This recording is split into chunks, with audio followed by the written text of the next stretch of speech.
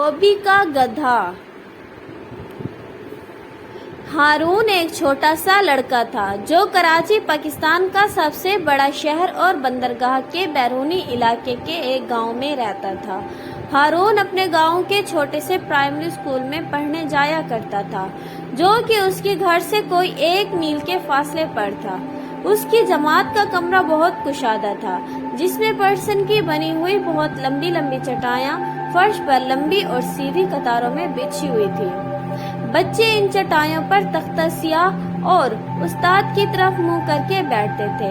بچوں کے لیے کوئی میز اور کرسیاں نہیں تھی، صرف ایک ڈیسک کمرے میں سب کے سامنے کی طرف تھا جو کہ صرف استاد کے استعمال میں تھا۔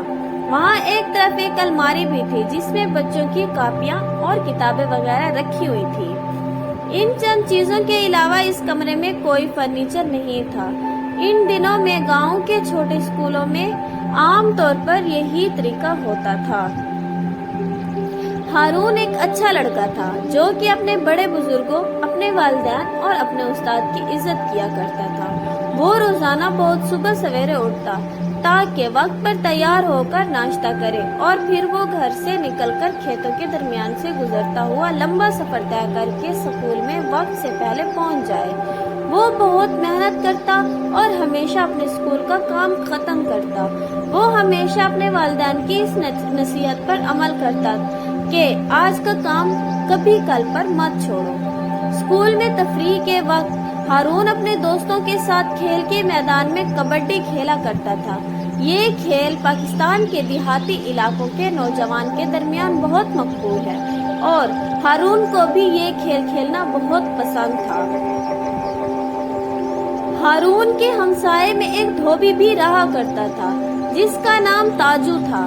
تاجو کے پاس ایک مریل سا گدھا تھا جس پر سوار ہو کر وہ ہر ہفتے قریب کے ایک قصبے میں جاتا اور وہاں کے لوگوں سے میلے کپڑوں کی گٹھڑیاں جمع کر کے لاتا۔ پھر وہ گدھے پر سوار ہو کر کپڑوں کے ساتھ دریا پر جاتا اور وہاں پر وہ کپڑے دھو کر لاتا۔ تاجو کی ایک بہت بری عادت تھی کہ جب وہ گدھے پر سوار ہوتا تو وہ بیچارے گدھے کی ٹانگوں پر زور زور سے چھڑی مارتا جاتا تھا۔ تب وہ گدھا ایک بھیانک سی آواز نکالتا تھا، ڈھیہوں ڈھیہوں، اور ساتھ ہی تاجو اپنا اور بھاری گٹھڑیوں کا بوجھ بھی اس پر لادے ہوئے ہوتا تھا۔ پھر شام کو وہ گدھے پر سوار دھلے ہوئے کپڑوں کی گٹھڑیوں کا بوجھ بھی اس پر لادے ہوئے اس کی ٹانگوں پر چھڑی مارتا ہوا واپس آتا تھا۔ جب دھوبی پاس سے گزرتا تو ہارون اکثر گدھے کی یہ بھیانک اور غمزدہ آواز سنتا اور گدھے کے بارے میں پریشانی کی وجہ سے وہ بچہ رات کو نہ سو سکتا۔ دوسرے دن صبح کے وقت بھی اسکول جاتے ہوئے ہارون دھوبی کو گدھے پر دھلے ہوئے کپڑوں کے ساتھ سوار شہر کی طرف جاتے ہوئے دیکھتا جو ہمیشہ کی طرح گدھے کو لمبی چھڑی کے ساتھ پیٹتا جاتا تھا۔ بیچارہ چھوٹا سا لڑکا اکثر بہت غور و فکر سے دیر تک اس کے بارے میں سوچتا رہتا کہ کس طرح اس گدھے کو تاجو کی مار پیٹ سے بچایا جائے، مگر کبھی بھی کوئی منصوبہ اس کی سمجھ میں نہیں آیا۔ یہ سب کچھ عرصہ تک جاری رہا۔ گدھا کمزور اور بوڑھا ہو گیا۔ تاجو خود بھی اپنے گدھے کی طرح بوڑھا اور کمزور ہو گیا۔ اس کا نتیجہ یہ ہوا کہ دھوبی شہر سے اتنے زیادہ کپڑے کی گٹھڑیاں جمع کر کے دھونے کے لیے نہیں لا سکتا تھا۔ اس وجہ سے وہ اب زیادہ غریب ہو گیا تھا اور اس کو اپنے گدھے کی دیکھ بھال پہلے سے زیادہ مشکل لگتی تھی۔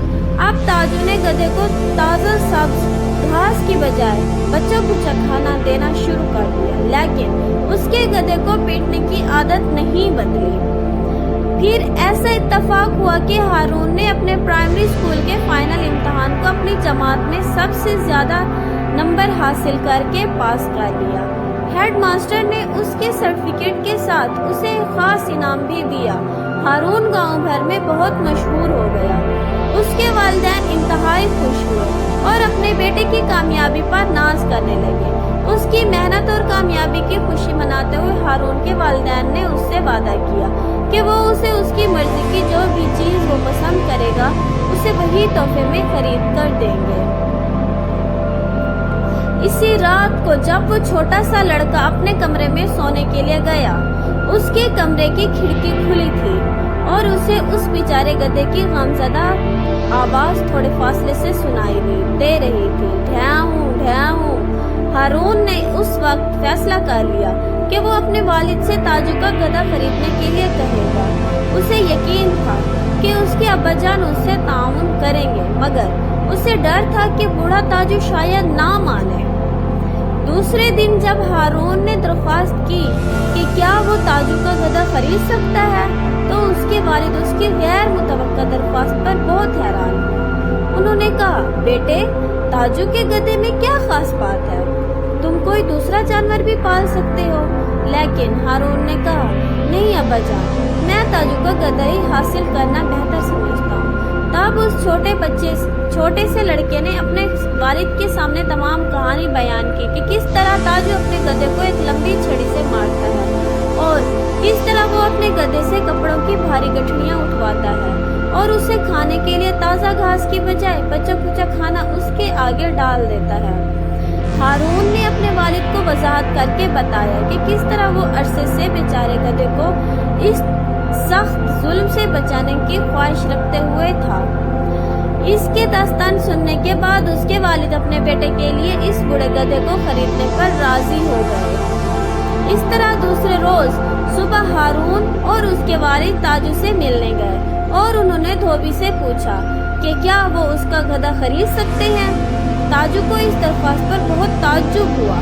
तब वो सोचने लगा कि इसका गधा कितना बूढ़ा और कमजोर हो चुका है और उसे खिलाना पिलाना, उसके देखभाल करना अब काफी मुश्किल हो गया था।